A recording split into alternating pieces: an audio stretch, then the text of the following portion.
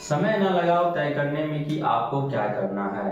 समय ना लगाओ तय करने में कि आपको क्या करना है, वरन समय एक दिन स्वयं तय कर देगा कि आपका क्या करना है। तो हेलो दोस्तों, कैसे हैं आप लोग। आशा करते हैं कि आप लोग बहुत अच्छे होंगे। Welcome to our captain K2 academy. तो आशा करते हैं कि आपने पीछे के मैंने जो भी फिजिक्स का लेक्चर को पढ़ाया हूँ उन सभी को आप लोग कवर कर लिए होंगे। और पिछली लेक्चर में जहाँ तक मुझे याद है, मैंने पिछली लेक्चर में आपको कुछ फैक्ट के बारे में बताया था लास्ट में, और उससे पहले मैंने आपको बोली दर्पण से संबंधित कुछ परिभाषाएं बताया था। और उसमें मैंने जिक्र किया था कि आपको अगले लेक्चर में, हालांकि उसी लेक्चर में मैं प्रतिबिंब के बारे में बतलाना चाह रहा था, लेकिन वो वीडियो बड़ी हो जाती, इसलिए मैं प्रतिबिंब को ना बता करके कुछ फैक्ट के बारे में बता दिया जो आपके एग्जामिनेशन के दृष्टिकोण से बहुत महत्वपूर्ण है। जिसमें मैंने आपको बताया था कि अवतल दर्पण को, लास्ट फैक्ट था मेरा, उस फैक्ट को मैं ज़्यादा क्लियरली नहीं बता पाया था। उस फैक्ट को आशा करते हैं कि आप लोग बढ़िया से पढ़ लिए होंगे, जिसमें लिखा हुआ था कि अवतल दर्पण को अभिसारी दर्पण कहते हैं, अवतल दर्पण को अभिसारी दर्पण कहते हैं, और उत्तल लेंस को अभिसारी लेंस कहते हैं। तो ये चीज़ें थोड़ा कंफ्यूजन वाला होता है। और उत्तल दर्पण को हम अपसारी दर्पण कहते हैं, लेकिन अवतल लेंस को हम अपसारी लेंस कहते हैं। ये थोड़ा फैक्ट था कंफ्यूजन वाला, जो आपके एग्जामिनेशन के दृष्टिकोण से काफी महत्वपूर्ण भी था। तो ये चीजें आपके एग्जामिनेशन के दृष्टिकोण से महत्वपूर्ण था, इसलिए मैं उन चीजों को आपको फैक्ट के माध्यम से लिखा दिया था, ताकि आप लोग को एग्जामिनेशन में यदि ऑब्जेक्टिव क्वेश्चन पूछ लिए जाए तो आप लोग बहुत ही सरलतापूर्वक आसानी से बता सके। ठीक है। और मैंने जो भी नोट्स लिखाता हूँ उनमें मैं प्रयास करता हूँ कि ज़्यादा से ज़्यादा आपका ऑब्जेक्टिव मेरे नोट्स से ही कवर हो जाए। ये चीज़ें अच्छा रहता है कि सारा चीज़ आपको एक ही जगह मिल जाए, एक ही नोट्स में मिल जाए, क्योंकि इसमें विद्यार्थी को बहुत कम मेहनत करनी पड़ती है। नहीं तो क्या होता है कि आपको मैं ओवरऑल सिर्फ टॉपिक बाय टॉपिक खत्म करते जाऊँ और उससे संबंधित फैक्ट को यदि ना बताओ तो आपको किसी दूसरे सोर्स को तलाशना पड़ेगा। लेकिन कहीं ना कहीं आप मेरा यदि लेक्चर देख रहे हैं तो ये चीज़ें आपको समय बचाएगा, क्योंकि मैं ऑब्जेक्टिव को अपने नोट्स के माध्यम से, अपने थ्योरी के माध्यम से कवर करने का प्रयास करता हूँ। और जो ऑब्जेक्टिव बच जाएंगे इस चैप्टर से संबंधित, उन चैप्टर को, उस ऑब्जेक्टिव को मैं चैप्टर खत्म होते ही मैं आपको करवा दूंगा। ज़्यादा से ज़्यादा ऑब्जेक्टिव करवाऊंगा, क्योंकि आपके एग्जामिनेशन में ऑब्जेक्टिव का बहुत ही ज़्यादा महत्वपूर्ण स्थान है, और ऑब्जेक्टिव ही आपके नंबर को डिसाइड करेगा। आप अगर ज़्यादा से ज़्यादा नंबर स्कोर करना चाहते हैं तो आप अपने ऑब्जेक्टिव पर पकड़ बनाइए, सब्जेक्टिव के साथ साथ। ज़्यादा से ज़्यादा नंबर गेन करने के लिए, प्राप्त करने के लिए आपको न केवल ऑब्जेक्टिव की वरन सब्जेक्टिव का भी जरूरी होता है। इसलिए आप लोग सब्जेक्टिव पर भी विशेष रूप से ख्याल रखिए, विशेष रूप से उसका प्रैक्टिस बार बार करते रहिए। चाहे जितनी भी चीज़ मैं पढ़ाता हूँ उसको रिविजन में रखिए। और ऑब्जेक्टिव को तो खास करके आप लोग पर डे कम से कम 50 ऑब्जेक्टिव अभी जो है याद करने का प्रयास कीजिए। मैं फिजिक्स का बात कर रहा हूँ, अलग से और भी जो भी चैप्टर हैं, और हालांकि फिजिक्स का भी नहीं भी कीजिएगा यार, कोई बात नहीं, मैं आपको सारा कुछ करवा दूंगा। अभी तो फिलहाल मैं थ्योरी ही बता रहा हूँ, और धीरे धीरे आपको ये लेक्चर जो है कुछ टाइम बढ़ा दिया जाएगा, क्योंकि समय बहुत कम है, उसमें हमको पूरा सिलेबस कवर कराना है। और वो भी बीच में छोड़ के नहीं कवर करवाना है, बल्कि उन तमाम टॉपिक को पढ़ाना है जो आपके एग्जाम के दृष्टिकोण से काफ़ी महत्वपूर्ण है। इसलिए थोड़ा आप लोग भी कॉम्प्रोमाइज कीजिएगा। कुछ समय के बाद आपको लगभग दिसंबर के फर्स्ट वीक से आपको पहले तो दो वीडियो लगातार मिलने लगेगा। दिसंबर के फर्स्ट वीक से आपको बायोलॉजी भी स्टार्ट हो जाएगा। और बायोलॉजी में पूरा पूर्णतः थ्योरी नहीं पढ़ाऊंगा, बल्कि बायोलॉजी में क्वेश्चन वाइज करवाऊंगा कि सारे मैं क्वेश्चन लेके आऊंगा जो आपके एग्जामिनेशन में पूछे गए हैं और जो पूछे जाएंगे, क्योंकि बायोलॉजी में सिलेक्टेड टॉपिक से ही क्वेश्चन पूछा जाता है। इसलिए मैं आपको सिलेक्टेड टॉपिक ही पढ़ाऊंगा बायोलॉजी में। और हाँ, केमिस्ट्री की बात, तो केमिस्ट्री को मैं फिजिक्स की तरह ही पढ़ाऊंगा, जैसे मैं अभी नोट्स वाइज जा रहा हूँ, थ्योरी वाइज जा रहा हूँ। तो ये चीज़ें केमिस्ट्री में लागू रहेगी। लेकिन बायोलॉजी का बात रहा तो बायोलॉजी को मैं अपने क्वेश्चन बैंक के थ्रू, क्योंकि बायोलॉजी का क्वेश्चन जो होता है आपके एग्जाम में बार बार रिपीटेड होता है, और इसलिए जो मैं आपको बायोलॉजी क्वेश्चन बैंक से करवाऊंगा, और उन सारे टॉपिक को भी करवाऊंगा जो आपके एग्जामिनेशन के दृष्टिकोण से महत्वपूर्ण है। ठीक है।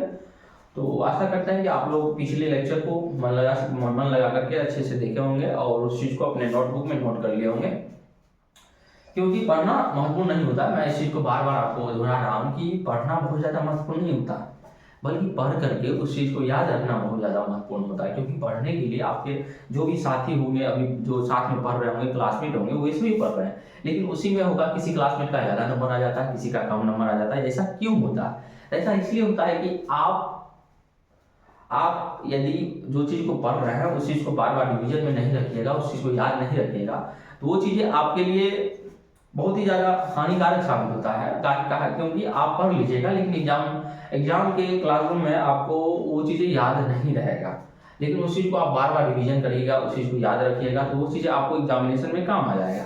इसलिए आप लोग ज़्यादा से ज़्यादा प्रयास कीजिए कि आप जो भी पढ़ते हैं, कोई भी चीज़ें पढ़ते हैं, तो उस चीज़ को बार बार रिवीजन रखिए। और अभी आपका वैसे तो रिवीजन का ही समय है, रिवीजन का ही समय है, लेकिन जो बच्चा नहीं पढ़ रहे हैं, नहीं पढ़े थे, सॉरी, जो बच्चा इतने दिनों में नहीं पढ़े थे, जो 2025 के 10th बोर्ड एग्जाम में शामिल होने वाले हैं, लेकिन अब तक जो बच्चा बिल्कुल भी कुछ नहीं पढ़े हैं, तो उनके लिए विशेष ये सीरीज चल रहा है, जिसमें आपको मैं जो भी नोट्स पढ़ा रहा हूँ, जो भी मैं फैक्ट लिखा रहा हूँ, वो चीज़ें आप लोग पढ़ते रहिए। क्योंकि ये चीज़ें आपको बहुत ही ज़्यादा वहाँ पे लाभप्रद सिद्ध होगा आपके एग्जाम में। डायरेक्ट यहाँ से क्वेश्चन पूछे जाएंगे, क्योंकि मैं उन तमाम टॉपिक को इसमें कवर करा रहा हूँ और आगे करवाऊंगा जो आपके एग्जामिनेशन के दृष्टिकोण से महत्वपूर्ण है। पिछले मैंने लेक्चर में जब दर्पण से संबंधित मैंने कुछ परिभाषाएं लिखाया था और दर्पण के बारे में बताया था, ये तमाम टॉपिक आपके एग्जामिनेशन के दृष्टिकोण से काफ़ी महत्वपूर्ण थे। इसलिए इस टॉपिक में मैं थोड़ा समय देकर के थोड़ा डीपली उसको, पूरे पूर्णतः डीपली तो नहीं, लेकिन मॉडरेट लेवल तक पढ़ाने का प्रयास किया हूँ।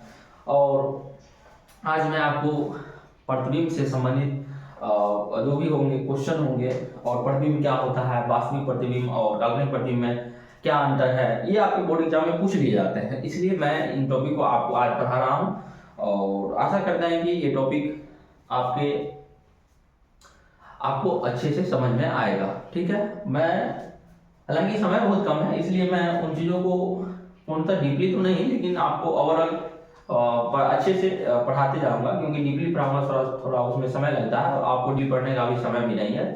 तो ये चीज़ें आपको, हाँ, कुछ चीज़ें आपको हो सकता है कि फैक्ट में समझ में नहीं आ रहा होगा, तो उस चीज़ को आप अपने कमेंट सेक्शन में आप कमेंट कीजिएगा, ये चीज़ें हमको समझ नहीं आया, तो मैं आशा करूँगा वो चीज़ें आपको शॉर्ट्स वीडियो के माध्यम से आप लोग को समझा दूँ। ठीक है, और अगले कुछ चीज़ें हैं जो आपके बोर्ड एग्जाम में पूछे जाते हैं, जिसको मैं ट्रिक के माध्यम से भी आगे कुछ शॉर्ट्स में डाल करके आपको पढ़ाने का प्रयास करूंगा, और वो चीज़ें आप लोग ट्रिक के माध्यम से भी याद रख लीजिए। लेकिन ट्रिक से अच्छा होता है कि आप जो चीज़ पढ़ रहे हैं उस चीज़ को बार बार रिविजन में रखिए, उस चीज़ आपको ट्रिक का कोई ज़रूरत नहीं पड़ेगा वहाँ पे। ठीक है, क्योंकि रिविजन ही मोस्ट इंपॉर्टेंट होता है, और किसी भी मुकाम को हासिल करने के लिए, किसी भी मंजिल को हासिल करने के लिए सबसे बड़ी चीज़ होता है कि उस चीज़ का हमको सिलेबस पता हो, उस चीज़ के बारे में ओवरऑल जानकारी हो, उस चीज़ के बारे में एक अच्छा हमें मार्गदर्शक मिले जो हमें बिल्कुल गाइड कर सके। और कहीं ना कहीं मैं भी एक तरह आपके लिए एक मार्गदर्शन के रूप में ही काम करता हूँ,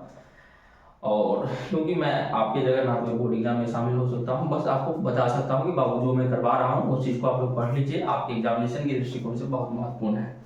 और कहीं कहीं हो सकते हैं मार्गदर्शक को हो सकता है आप कुछ बच्चे ये चीज़ निगलेक्ट भी कर दे, और कुछ चीज़ हाँ या जो बच्चा पढ़ लेंगे उनके लिए ये लाभप्रद सिद्ध हो जाएगा ये वीडियो। तो ठीक है, चलते हैं, और भी बातें होती रहेंगी। तो आज का क्लास मैं स्टार्ट करता हूँ, लेट्स स्टार्ट।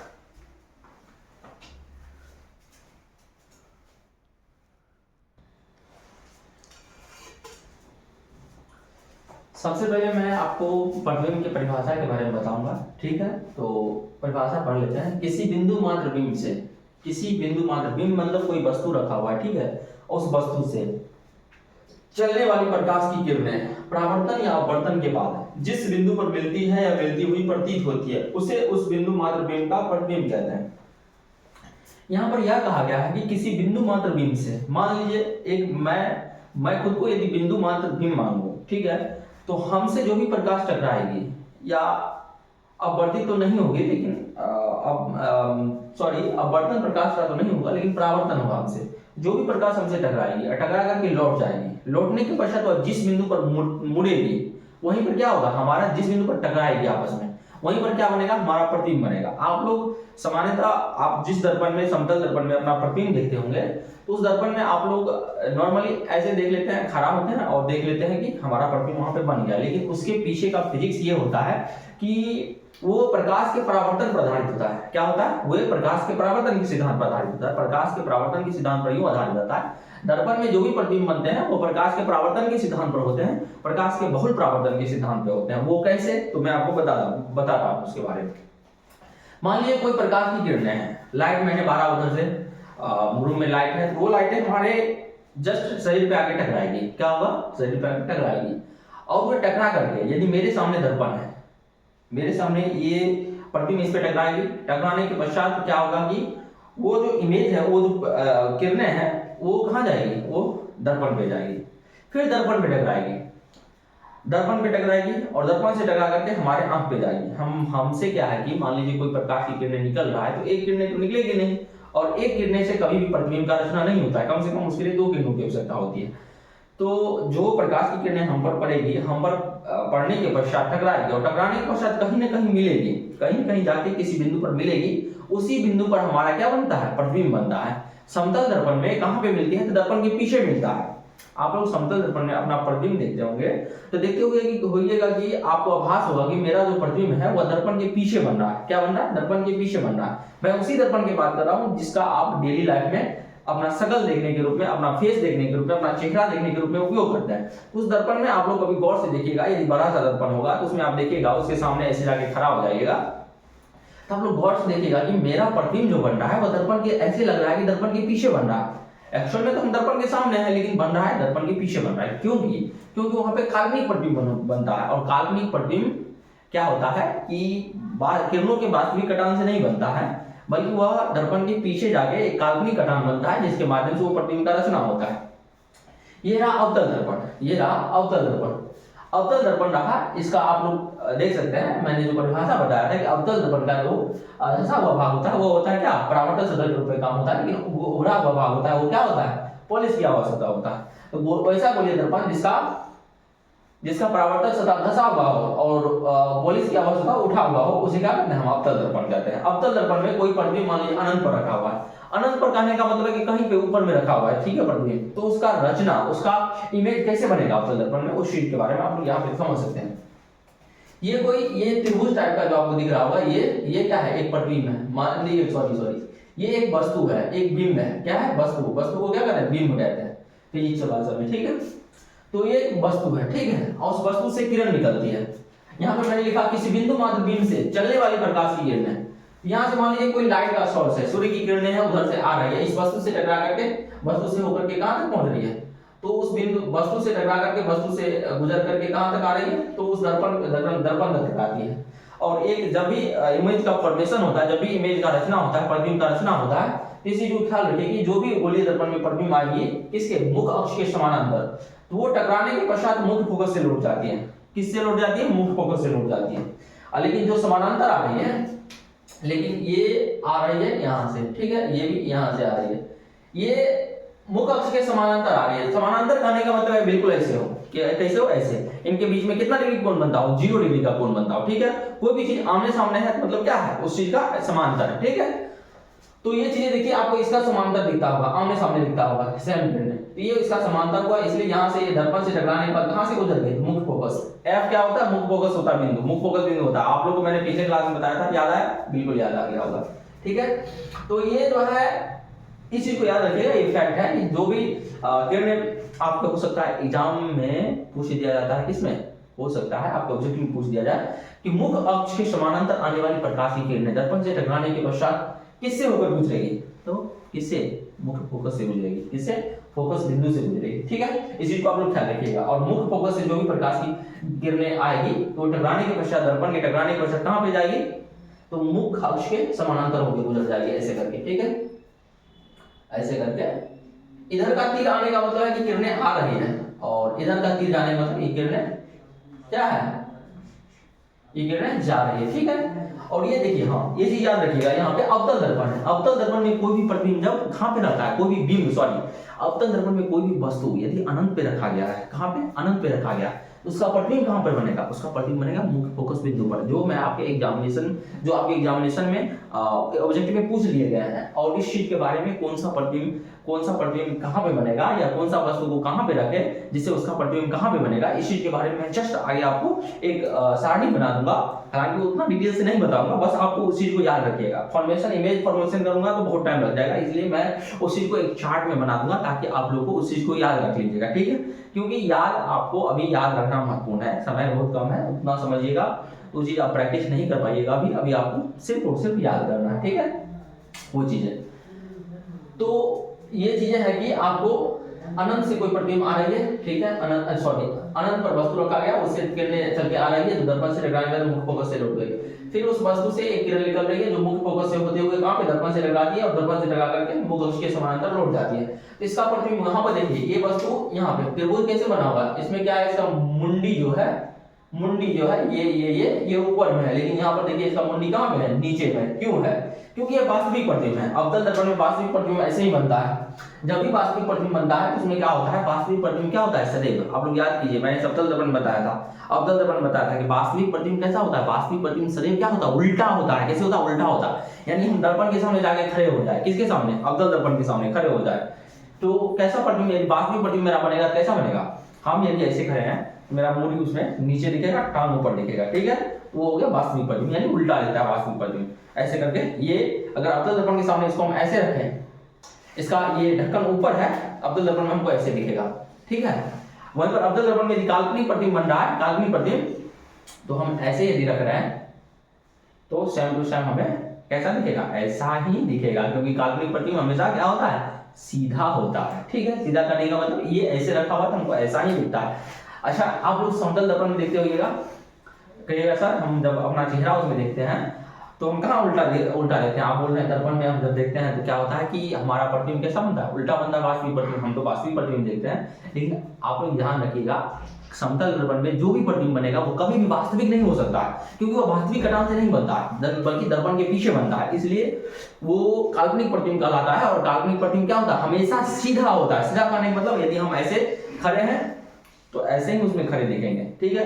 लेकिन उसमें उल्टा क्या होता है, तो एक मैंने बताया था कि लेटरल इन्वर्टेड मतलब पार्श्व उल्टा बोले थे, शायद मैं उसका हिंदी अभी ठीक से याद नहीं कर पा रहा हूँ। लेटरल इन्वर्टेड प्रतिबिंब बनता है समतल दर्पण में। लेटरल इन्वर्टेड कहने का मतलब ये है कि मैं यदि समतल दर्पण के सामने जाके यदि अपना लेफ्ट राइट हाथ ऐसे उठा रहा हूँ तो हमको कैसा दिखेगा, हमको समतल दर्पण में दिखेगा कि मेरा ये लेफ्ट हाथ उठा हुआ है। लेकिन ऐसा वास्तविक नहीं होता है, हमारा राइट हैंड ही उठा हुआ दिखता है, हम उठाए हुए रहते हैं। लेकिन समतल दर्पण में एक गुण पाया जाता है, एक विशेषता पाया जाता है। कौन सा विशेषता?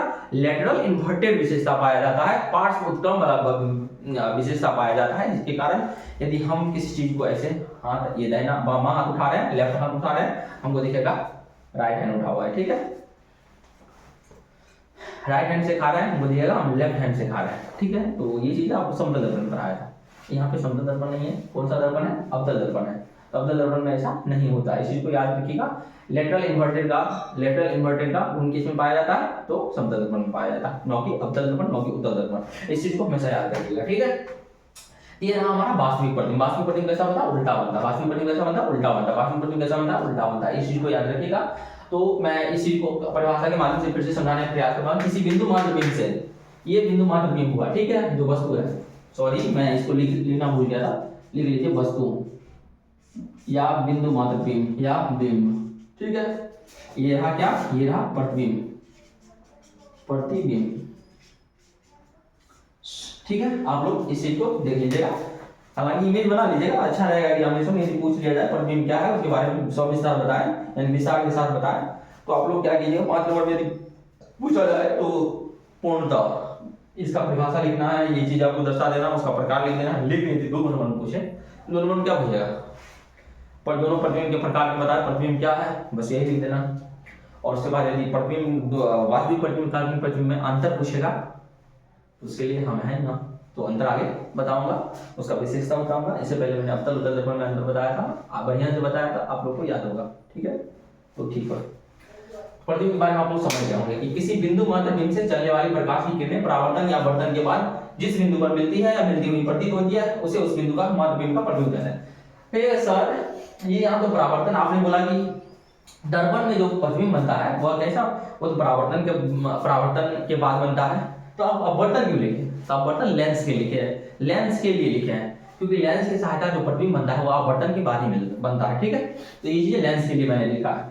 और ये परावर्तन आप लोग, हाँ ये चीज पूछा जा सकता है एग्जामिनेशन में, ये थोड़ा है मॉडल टाइप का क्वेश्चन कि प्रतिबिंब जो दर्पण में प्रतिबिंब बनता है वह किस घटना के कारण बनता है, प्रकाश के परावर्तन, बहुल परावर्तन के कारण। मैंने एक पेरिस्कोप के बारे में बताया था और एक कैलिडोस्कोप के बारे में बताया था। जो कैलिडोस्कोप प्रकाश के बहुल परावर्तन के सिद्धांत पर काम करता है और पेरिस्कोप प्रकाश के परावर्तन के सिद्धांत पर काम करता है। ये चीज याद रखिएगा। सॉरी, इमेज किस सिद्धांत पर काम करता है, तो परावर्तन के सिद्धांत पर, अपवर्तन के सिद्धांत पर किसी वस्तु का इमेज बनता है। इस चीज को आप लोग याद रखिएगा। तो परावर्तन के माध्यम से अब इमेज किस में बनता है, दर्पण में बनता है, किस दर्पण में बनता है। अपवर्तन के माध्यम से इमेज किस में बनता है, लेंस में बनता है। इस चीज को याद रखिएगा, ठीक है। और ये चीजें आप लोग यहाँ समझ गए होंगे। लेंस के बारे में मैं आगे आपको पढ़ाऊंगा। अगला टॉपिक अपवर्तन मैं शुरू करने वाला हूँ कुछ ही समय के बाद। तो अपवर्तन के बाद जिस बिंदु पर मिलती है या मिलती हुई प्रतीत होती है, सर हम एक ही चीज लिखेंगे, या तो बिंदु पर मिलती है, अन्यथा हम लिखेंगे जिस बिंदु पर मिलती हुई प्रतीत होती है। तो देखो काल्पनिक प्रतिबिंब जो बनती है ना वह मिलती हुई प्रतीत होती है, यानी उसका जो किरणों का कटाव होता है वह रियल में कटाव नहीं होता, बल्कि ऐसा लगता है कि यहाँ कटाव हो रहा है। कहाँ पे, पीछे में कटाव हो रहा है। तो वो क्या होता है, एक डॉट डॉट डॉट डॉट एक होता है वर्चुअल लाइन से बनता है, रियल लाइन नहीं होता, वर्चुअल लाइन से बनता है। एक अवास्तविक कटान यानी काल्पनिक कटान से बनता है, इसलिए क्या बोलते हैं, काल्पनिक कटान मतलब मिलती हुई प्रतीत होती है, रियल में नहीं मिलती। पीछे हमको लगता है कि मिलती हुई प्रतीत होती है, ठीक है। तो वो काल्पनिक प्रतिबिंब के लिए है, मिलती हुई प्रतीत होती है, ये काल्पनिक प्रतिबिंब के लिए। और जिस बिंदु पर मिलती है मतलब रियल में मिलती है, ये इस चीज के लिए है। ये है कहां पे, इस ये वास्तविक प्रतिबिंब के लिए। यहाँ पे वास्तविक प्रतिबिंब बना है। क्यों वास्तविक प्रतिबिंब बना है, क्योंकि ये देखिए ये इसका मूड़ी ऊपर है और इसका मूड़ी नीचे है, यानी ये उल्टा है। वास्तविक प्रतिबिंब हमेशा उल्टा होता है, इस चीज को याद रखिएगा। यहाँ पर देखिए वास्तविक कटान है, यहाँ पे रियल में कट रहा है, यहाँ पे जो है रियल में कट रहा है, देख रहे हैं यहाँ पे। इससे ये से किरने लगी, यहाँ पे आके कट गया है मुख्य फोकस पर, फिर इससे किरने लगी, यहाँ पे आके मुख्य फोकस पर कटा है, तो ये यहाँ पे रियल में कटाना हुआ है, इसलिए यहीं पर प्रतिबिंब बना है, ठीक है। मिलती हुई प्रतिबिंब कहाँ पर मिली है, यहाँ पे मिली है। ये किरणें भी यहाँ पे आगे मिली है और ये किरणें भी यहाँ पे आगे मिली है, इसलिए जो है ये प्रतिबिंब यहाँ पे बना है, ठीक है। उसे उस बिंदु मात्र बिंब का क्या कहते हैं, प्रतिबिंब कहते हैं। उसे इसे उस बिंदु मात्र का मात्र बिंब का, किस बिंदु मात्र बिंब का, तो इस बिंदु मात्र बिंब का क्या कहते हैं, प्रतिबिंब कहते हैं। तो आप लोग अभी तक जो भी प्रतिबिंब देखते होंगे उसमें सोच रहे होंगे ये तो ऐसे में खड़ा हुआ बन गया, लेकिन उसके पीछे का साइंस क्या होता है, ये चीजें आपको यहाँ से समझ में आएगा, ठीक है। साइंस ये सब रहता है, क्या, प्रकाश परावर्तन का साइंस रहता है। दर्पण में आप किसी का इमेज देख रहे हैं तो प्रकाश के परावर्तन का साइंस रहता है। वहां पे प्रकाश के परावर्तन के बिना हम किसी वस्तु को भी नहीं देख पाएंगे। हमारे जो भी हम डेली लाइफ में किसी भी चीज को आप देख रहे हैं, यदि अपने आंख से किसी भी चीज को देख रहे हैं तो उसके लिए सबसे जरूरी चीज है कि आपके पास क्या होना चाहिए, सबसे पहले प्रकाश होना चाहिए। आंख तो होना ही चाहिए, आंख सबसे महत्वपूर्ण है। उसके बाद क्या होना चाहिए, प्रकाश होना चाहिए, प्रकाश। क्योंकि बिना लाइट के हमारा आंख जो है कार्य नहीं करता, हमारा आंख सेंसिटिव नहीं हो पाता, उस चीज के प्रति संवेदनशीलता नहीं दिखाता है। जैसे ही लाइट भी है, मेरे पास आंख भी है, और तभी हम किसी वस्तु को देख पाएंगे। और इस बीच में क्या होता है कि कोई भी वस्तु हमें तब दिखता है, मान लीजिए लाइट निकला, उस वस्तु पर पहले प्रकाश पड़ा, उस वस्तु से प्रकाश टकराया, क्या उस वस्तु से प्रकाश टकराया, टकरा कर मेरे आंख तक पहुंचा। मेरे आंख में कहा गया, मेरे आंख में एक भाग होता है रेटिना। क्या होता है, रेटिना। आगे मैं आंख के बारे में भी चर्चा करूंगा, आंख में किसी चीज को हम कैसे देख पाते हैं, इस चीज के बारे में अगले चैप्टर में रंग बिरंगे आंख के बारे में विस्तार पूर्वक चर्चा करूंगा, ठीक है। तो इसी चीज मैं अभी समझा दे रहा हूँ कि किसी वस्तु से प्रकाश की किरणें टकराएगी, टकरा करके मेरे आंख तक आएगी, मेरे आंख में कहाँ जाएगी, रेटिना पे जाएगी। रेटिना पे कौन सा लेंस होता है, उत्तल लेंस लगा होता है, जो आंख पर क्या प्रतिबिंब बनाता है, जो कैसा होता है, हमारे आंख पर प्रतिबिंब बनाता है और प्रतिबिंब बनाता है। लेकिन प्रतिबिंब कैसा होता है, उल्टा होता है। क्या होता है, उल्टा होता है। उत्तल लेंस वास्तविक और उल्टा प्रतिबिंब बनाता है, ठीक है। इस चीज को याद रखिएगा, हमारे आंख का उत्तल लेंस कैसा बनाता है, वास्तविक और उल्टा प्रतिबिंब बनाता है। तो हमारे जो आंख पे प्रतिबिंब बनता है वो उल्टा बनता है और वस्तु से छोटा बनता है। यानी हम जिस, मान लीजिए हम इतना बड़ा सा कोई चीज देख रहे हैं, लेकिन हमारे आंख इतना इतनी सा इतना ही छोटा है। इतना ही छोटा चीज पे हमारा उस बड़ा सा चीज का क्या बनता है, प्रतिबिंब बनता है। यह कैसे संभव है कि उस बड़ा सा चीज का प्रतिबिंब छोटा बने, तभी हम उस चीज को देख पाएंगे। हमारा आंख पे कैसा प्रतिबिंब बनता है, उस वस्तु का बहुत छोटा बनता है और उल्टा बनता है। यदि हमारा आंख किसी चीज को, किसी वस्तु ऐसे रखा हुआ है, ऐसे रखा हुआ है हमारे रेटिना पर, उस वस्तु का प्रतिबिंब कैसे बनेगा? ऐसे बनेगा। कहेगा सर ऐसे तो हम सबको उल्टा देखेंगे, उल्टा कहाँ देख रहे हैं? तो सुनो आगे, किसी वस्तु का प्रतिबिंब, कोई वस्तु ऐसे खड़ा है तो वस्तु का प्रतिबिंब हमारे आंख पर कैसा बनेगा? ऐसा बनेगा, उल्टा। यानी कोई आदमी सामने सीधा खड़ा है तो हमको उल्टा टंगा हुआ लगेगा। कहाँ पे? तो केवल और केवल मेरे आंख पर ही वैसा लगेगा। आगे का क्रियाविधि बताता हूं मैं। तो कोई वस्तु ऐसे खड़ा है, इससे प्रकाश की किरण टकराएगा और टकरा करके हमारे आंख तक गया, हमारे आंख पर कहाँ गया? रेटिना पर गया। रेटिना पर इसका इमेज कैसा बना? ऐसा इमेज बनेगा। फिर हमारा रेटिना जो है वह किससे? न्यूरॉन, एक होता है न्यूरॉन का नसें होती है, ठीक है। तो हमारे दिमाग से जुड़ा हुआ था, एक नसें जुड़ी होती है, ये रेटिना से चल करके हमारे दिमाग से जुड़ा हुआ रहता है। तो ये जो उल्टा प्रतिबिंब बनता है रेटिना पे, वो हमारा दिमाग जो है उस प्रतिबिंब को कैसे कर देता है? ऐसे कर देता है, सीधा कर देता है। तब हम किसी वस्तु को सीधा है तो सीधा देख पाते हैं, ठीक है। लेकिन वास्तविक प्रतिबिंब हमारे आंख में बनता है, इसलिए क्या बनता है? उल्टा बनता है। लेकिन दिमाग उस चीज को क्या करता है? सीधा कर देता है, इसलिए हम उस वस्तु को क्या देख पाते हैं? सीधा देख पाते हैं, ठीक है। तो हमारे देखने के पीछे इतना बड़ा सा क्रियाविधि रहता है, लेकिन आप लोग नॉर्मली से, और ये माइक्रो सेकंड की क्रियाविधि है, माइक्रो सेकंड, ठीक है। बहुत कम समय, बहुत कम सेकंड से भी कम होता है माइक्रो सेकंड, ठीक है।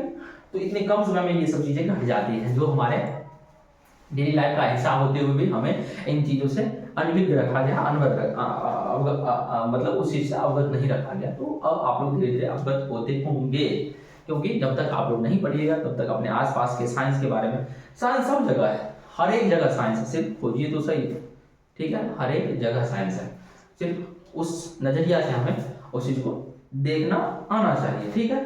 तो आशा करते हैं कि हमारे आंख से कैसे किसी वस्तु को हम देख पाते हैं, तो ये आपको एग्जामिनेशन के ऑब्जेक्टिव के दृष्टिकोण से भी महत्वपूर्ण है, ठीक है। और हमारे देखने की क्रियाविधि को समझाए, इसको आप शॉर्ट कट में ऐसे समझा सकते हैं, ठीक है, जैसे मैंने समझाया।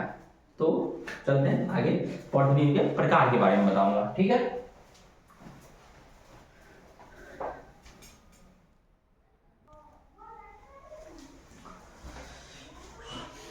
अब सबसे पहले मैं प्रतिबिंब के प्रकार के बारे में चर्चा करूंगा। हालांकि मैं प्रतिबिंब के बारे में कुछ ज़्यादा ही पीछे टाइम दे दिया, इसलिए इस वीडियो का जो है लेंथ हो गया, ड्यूरेशन हो गया, बहुत ही ज़्यादा हो गया है। तो मैं आशा करूंगा कि इस वीडियो में ही आपका प्रतिबिंब कंप्लीट हो जाए, क्योंकि मैं समझाने के चक्कर में और कुछ फैक्ट एक्स्ट्रा बताने के चक्कर में, देखने की क्रियाविधि बताने के चक्कर में आपका थोड़ा ये वीडियो का लेंथ, थोड़ा ड्यूरेशन ज़्यादा हो गया। तो इस चीज़ को आप लोग मैनेज कीजिएगा थोड़ा, ठीक है। तो प्रतिबिंब कुल दो प्रकार के होते हैं, वास्तविक प्रतिबिंब हो गया, रियल इमेज। हालांकि ये चीजें हमको आगे समझाना था, लेकिन समझा दिया आप लोग को, ताकि आप लोग इस चीज से भी अवगत रहे। आगे ये चीजें आपके, हालांकि एग्जामिनेशन के दृष्टिकोण से भी ये महत्वपूर्ण है, क्योंकि हमारे आंख के देखने की क्रियाविधि के बारे में हो सकता है पूछ भी आपके एग्जामिनेशन, या पूछा गया भी होगा। इधर का क्वेश्चन तो मैंने लिखा हो, लेकिन पीछे का क्वेश्चन मैंने देखा था, इसमें पूछा गया, ठीक है। वास्तविक प्रतिबिंब क्या होता है? रियल इमेज, काल्पनिक प्रतिबिंब, वर्चुअल इमेज। तो प्रतिबिंब कुल दो प्रकार के होते हैं, एक वास्तविक प्रतिबिंब होता है, थोड़ा ये वर्चुअल का इमेज आप लोग देख लीजिएगा, ठीक है। तो इसमें हो सकता है कुछ शब्द इधर उधर हो गया हो। तो वास्तविक प्रतिबिंब को रियल इमेज कहते हैं और काल्पनिक प्रतिबिंब को वर्चुअल इमेज कहते हैं। यहाँ पे मैंने आपको वास्तविक प्रतिबिंब के बारे में बताया था, और सबसे पहले मैं आपको वास्तविक प्रतिबिंब के बारे में ही पढ़ाऊंगा, ठीक है। तो चलते हैं, तब तक आप इसका स्क्रीनशॉट लीजिए।